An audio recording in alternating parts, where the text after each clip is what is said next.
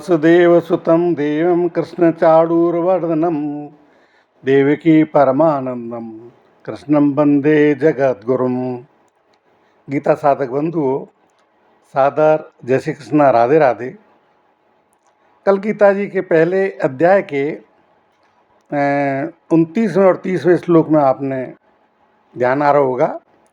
सीदन्ति मम गात्राणि मुखम च परशुष्यति वेपतुश्च शरीरे मे रोमहर्षस्य जायते गांडीवं हृष्यते हस्तान्त्वक्चैव परिदह्यते न च शक्नो मेवस्थातुं भ्रमतीव च मे मनः। यानी कि यहाँ पर अर्जुन क्या कहते हैं कि मेरे अंग शिथिल हो रहे हैं, मुख सूख रहा है, मेरे शरीर में कपकपी आ रही है, रोंगटे खड़े हो रहे हैं, हाथ से गांडीव धनुष गिर रहा है और त्वचा भी जल रही है। मेरा मन यानी अर्जुन का मन भ्रमित हो रहा है और खड़े रहने में भी अर्जुन स्वयं को असमर्थ पा रहे हैं। आज के श्लोक 31वें में तो जो पूर्व श्लोक में अपने शरीर के शोक जनित जो 8 चिन्ह उनका वर्णन करके अब अर्जुन भावी परिणाम के सूचक जो शकुन हैं, शगुन, उनकी दृष्टि से युद्ध करने का अनौचित्य बता रहे हैं। तो आज का श्लोक लें।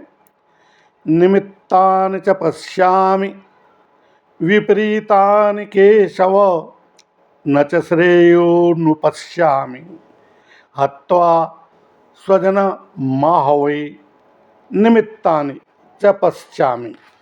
तो यहाँ पर निमित्तानि का मतलब लक्षण, शकुन। निमित्तानि च पश्यामि, और जो शकुन है उनको पश्यामि देख रहा हूँ। विपरीतानि केशव, हे केशव, शकुन भी मुझे जो शकुन है वो विपरीत दिखाई दे रहे हैं। न च श्रेय अनुपश्यामि, और नहीं मैं देख रहा हूँ श्रेयस्कर, लाभकारी। कौन सा लाभकारी? हत्वा स्वजन मावे, अपने ही स्वजनों को युद्ध में हत्वा मार करके। तो इस प्रकार से यहाँ हम निमित्तानि च पश्यामि विपरीतानि केशव, इसका विश्लेषण थोड़ा विवेचन करें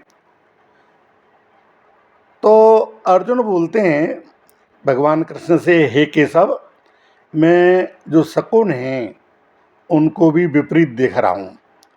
तात्पर्य है कि किसी भी कार्य के आरंभ में अगर मन में जितना अधिक उत्साह होता है, हर्ष होता है, वो उत्साह उस कार्य को उतना ही सिद्ध करने वाला होता है।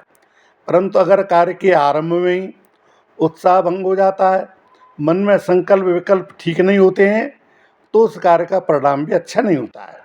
इस भाव से अर्जुन कह रहे हैं कि अभी मेरे शरीर में अवयवों का शिथिल होना, कंप होना, मुख का सूखना आदि जो लक्षण हो रहे हैं वो व्यक्तिगत शकुन भी ठीक नहीं है।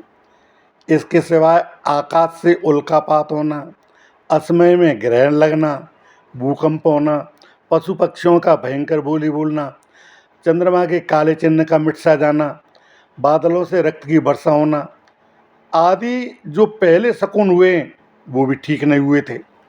इस तरह से अभी के भी और पहले के भी इन दोनों ही शकुनों की ओर मैं देख रहा हूँ। कौन? अर्जुन देख रहे हैं। तो मेरे ये दोनों ही शकुन विपरीत हैं, यानी भावी अनिष्ट के सूचक हैं। न च श्रेयो अनुष्प्यामी हत्या स्वजनम माहवे, युद्ध में अपने कुटुंबियों को मारने से हमें कोई लाभ नहीं होगा, ऐसी बात भी नहीं है। इस युद्ध में परिणाम में हमारे लिए लोक और परलोक दोनों ही हितकारक नहीं दिख रहे हैं। और कारण यह है कि अपने कुल का नाश करना ये बहुत ही पापजनक कार्य होता है। अतः कुल का नाश करने से हमें पाप लगेगा, जिससे नरकों की प्राप्ति होगी। और इस श्लोक में एक शब्द आ रहा है निमित्तानि पश्यामि और दूसरा आ रहा है श्रेय अनुपश्यामि। तो इन दोनों वाक्यों से अर्जुन ये कहना चाहते हैं कि मैं शकुनों को देखूं और स्वयं भी विचार करूं। दोनों ही रीति से युद्ध का आरंभ और उसका परिणाम हमारे लिए और संसार के लिए हितकर नहीं है। तो यहाँ पर जितने भी शकुन होते हैं वो किसी अच्छी या बुरी घटना के होने के निमित्त नहीं होते हैं, अर्थात वे किसी घटना के निर्माता नहीं होते हैं, बल्कि भावी घटना की सूचना देने वाले होते हैं। इनको कहते हैं शकुन। तो शकुन जो बताने वाले प्राणी होते हैं वो भी वास्तव में शकुनों को बताते नहीं हैं, किंतु उनकी स्वाभाविक चेष्टा से ही शकुन सूचित हो जाते हैं। और यद्यपि अर्जुन शरीर में होने वाले जो लक्षण हैं उनको भी शकुन मान रहे हैं, तथा वे वास्तव में ये शकुन नहीं है। ये तो शोक के कारण इंद्रिय, शरीर और मन और बुद्धि में होने वाले विकार हैं। इन विकारों को अर्जुन शकुन मान रहे हैं।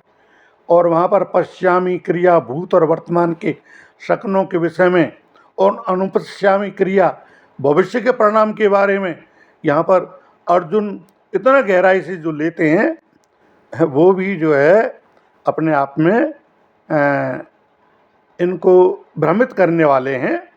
और इस प्रकार से आज का जो श्लोक है वो पूरा होता है। अब हम कल 32वां श्लोक लेंगे। सादर, जय श्री कृष्णा, राधे राधे।